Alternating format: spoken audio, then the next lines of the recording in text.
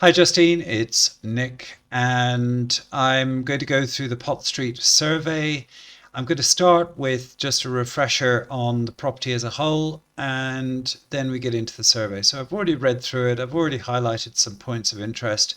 So it's just really to flag up the things that need doing, and then I guess Joe can watch this as well. And if you're happy to work with Joe, then he can come up with quote plans. So the very first thing is the brickwork and so on is in fundamentally reasonable condition. There is an issue with some moss. Now, if you notice on, if I can make this bigger, open image in new tab, that'll help. Now, you see here on this side, you've got moss. So this is next door and this is you. So the roof isn't too bad, but there is some stuff in the gutter. You can see a bit of green here. So somebody just needs to get up there with a ladder, clear out the gutters and use a power washer or a brush or something just to get the moss off the roof. And the reason for that is because, as the surveyor said, the moss acts a bit like a sponge and it just soaks up a lot of water, which isn't cool. In fact, it's the opposite of good. So we can't see the roof there, but we know what the roof looks like. So, okay, so that's the first thing. Secondly, he's highlighted a couple of damp spots, and so we'll get into all of that in much more detail later. But basically, I'm not too concerned about the damp because I don't think it's a serious issue. Then we have the usual kind of textured surfaces, etc. So there's overall, we're kind of at the level of painting and decorating so far.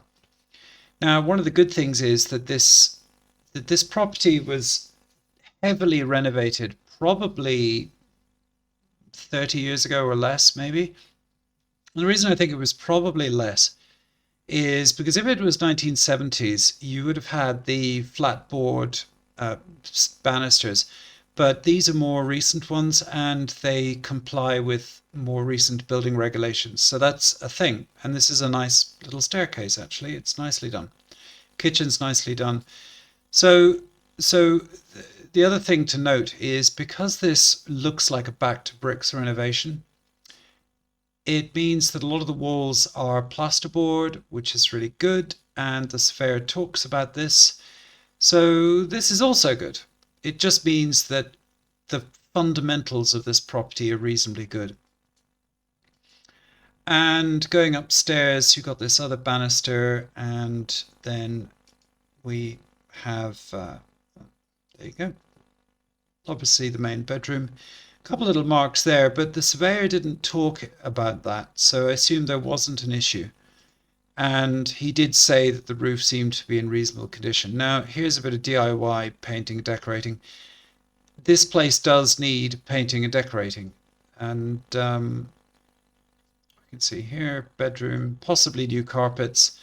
I don't think it needs a new bathroom suite. Now, the loft room, it's one of those slightly contentious, but rather, it's a good thing because it's extra floor space. It's a bad thing because it muddies the water on a few things, but overall, the reason we suggested you get this one is the loft space. So there's a couple of issues here. You see, there's a staircase running down the side here and then coming up, and it's just a corridor. There's no handrail here, and the surveyor picks up on this, and it's an interesting one because officially this shouldn't be a room. It's just a loft space that's accessible. And so when they did the conversion, they probably just thought, well, it's not officially a room. We're not going to worry about building regulations or whatever. We're not going to bother putting a handrail up there. But my feeling is, if it was me, I think I would. And I would also put, there's an argument for putting some kind of banister or some sort of handrail thing here, maybe. And there's an argument for not. But anyway, it needs a bit of painting and decorating. So the backyard, it's all fine. And you can see that the floor plan was reconfigured and windows put in and other windows blocked out, etc. All right, so that's that overview. Now let's have a look at the survey. Just grab a drink. Right, so I've highlighted points of interest.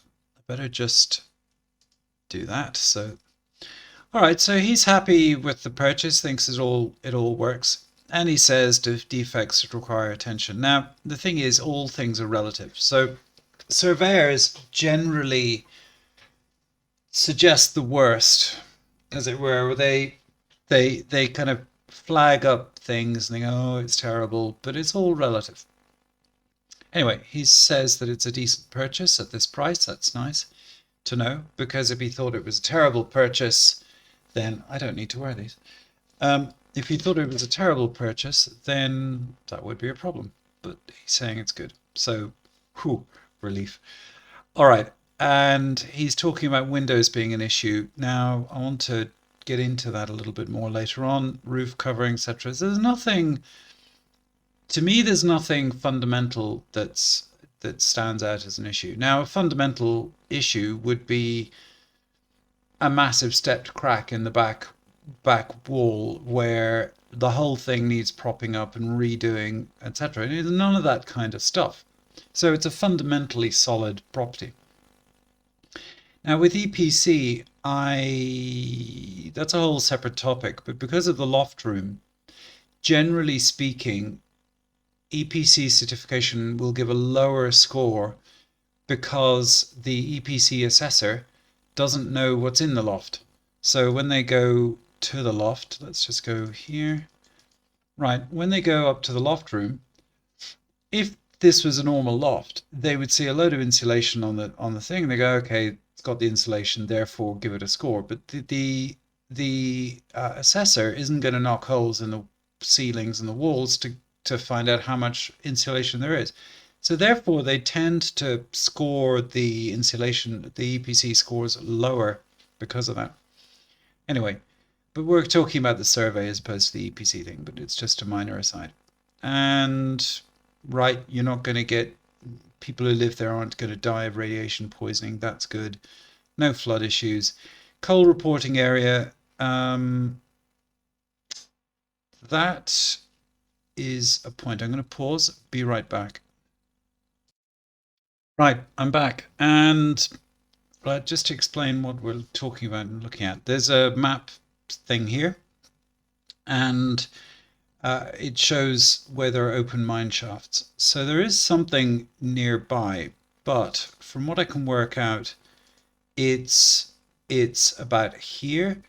And if we look at Google Maps, basically you're down here, and there's some kind of old mine shaft up here. Now, the rule of thumb is that if it's within, if it's within 20 meters, then there's an issue. So 20 meters is that, basically. So there's nothing nearby, so that's fine. Whenever we do a viewing, we always just double check. When we do the viewing assessment these days, we always just double check that stuff because it's important to know.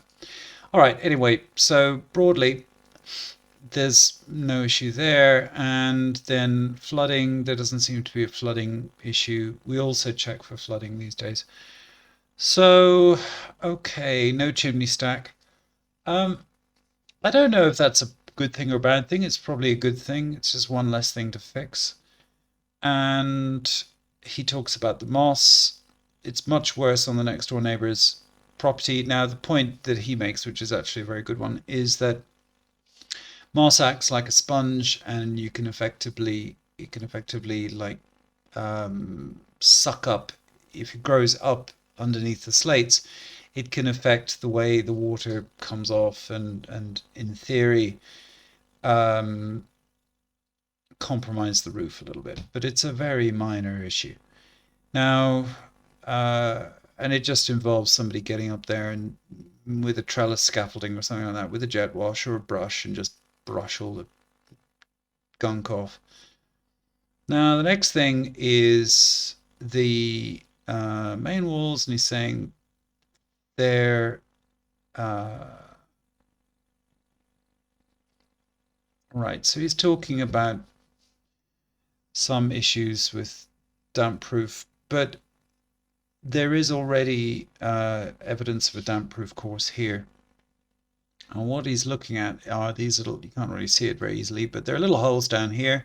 And the way it works is they drill the hole, they put this stuff in under high pressure, and then it just kind of seeps around the brick, and then it cures, and then it acts as a moisture barrier. So it's been done, and this is good. But he's talking about a couple little damp spots. We're going to talk about that. All right. So then he talks about windows, and he's saying he's given a three, like a red flag. He's talking about escape from the property, and it's not fair enough, but it to me that's not even a topic. So the theory is that or he's saying that if you have a fire, you have to be able to get through the window in an emergency. And I guess that involves smashing the window and breaking out. But he's saying you got a bed in front and therefore you can't escape. So to me, it's yeah, whatever. It's not an issue related to conditions, so I'm not particularly concerned about it. And then we have roof structure. Now that's quite a significant point, and I'm not very clear on how this is all set up. Whether there's a hatch, which means he can get beyond this, or not.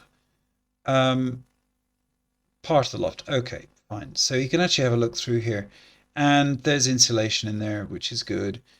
Now, on this, he flags up that there is no felt on the roof. So in the big modernization done during its life, they didn't redo the roof. And therefore, it's a bit of a minus. It's one of those things where there is an outlier risk that the roof needs doing at some point, but not in the next 20 years probably. Just get the moss off so that the water can run down. And that also double assures or ensures that you don't get water seeping back up onto the wood, which rots the wood, and then you have an issue. But basically, there's no issue here. It's just no felt is not. I mean, it's just a thing. It's not great, but that's what it is. But it's not a bad issue either. It's just something neutral. Then we have plasterboard construction on ceilings, and that goes back to my point that probably within 30 years this had a complete renovation. They just didn't get to do the roof. So they must have done the loft conversion during the major renovation of the property. Front bedroom, they got some textured stuff, and they're talking about some kind of a crack in the front room. But this, to me, again, this isn't really an issue. It's just ceilings move about sometimes, and when you put in new plasterboard into on a ceiling, then invariably things move around and you get cracking. But it's not a problem because they're not big cracks. Now, if that was like 5 mil crack or that or something huge, then yeah, that would be a problem because the whole building is moving around. But in this case, that's not happening. And he's talking about elevated. So this could read like bad, but it's not really. It's all relative. So there's no. He's been poking his protometer around, and just to explain how this works. In the middle, it's neutral. Obviously, that's dry and that's very wet. And how does he know? Well, because these two prongs, they puts them puts them up to things into the wall or whatever. And then, if, for example, it's a vinyl matte emulsion paint, which is a water-based paint, if there's damp, because it's water-based, the paint will will be moist if it's damp.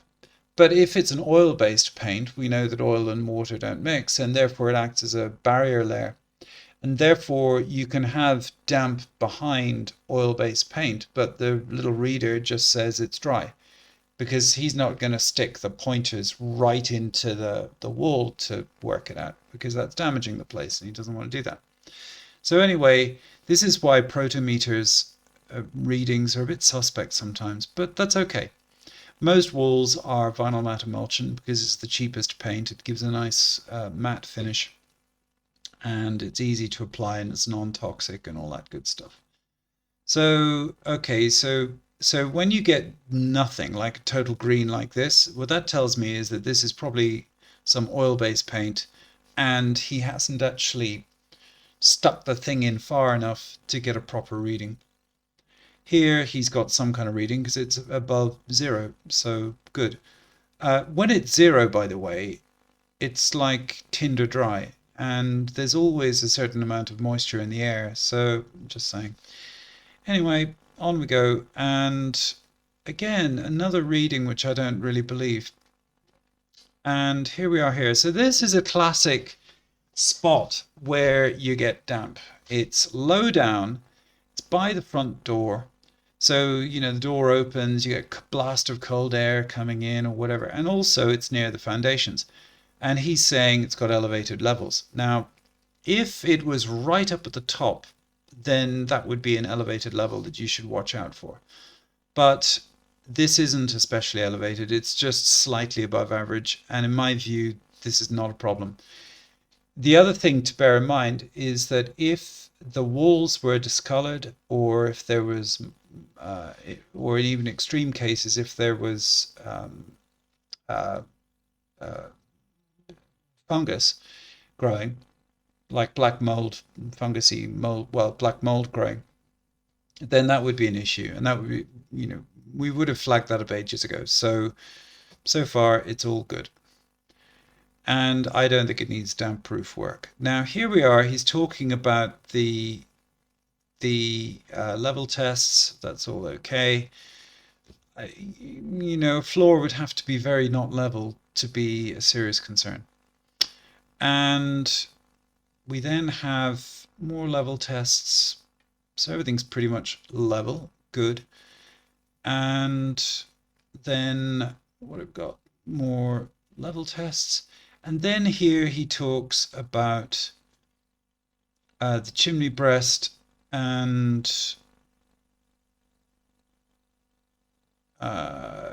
he's just saying it hasn't been removed, and that's bad. But then there's no chimney, so there's nothing to leak into, as it were. So fine. And then he goes on about some of the fine. So so what often happens with survey reports is they'd go, if this, then that could be an issue.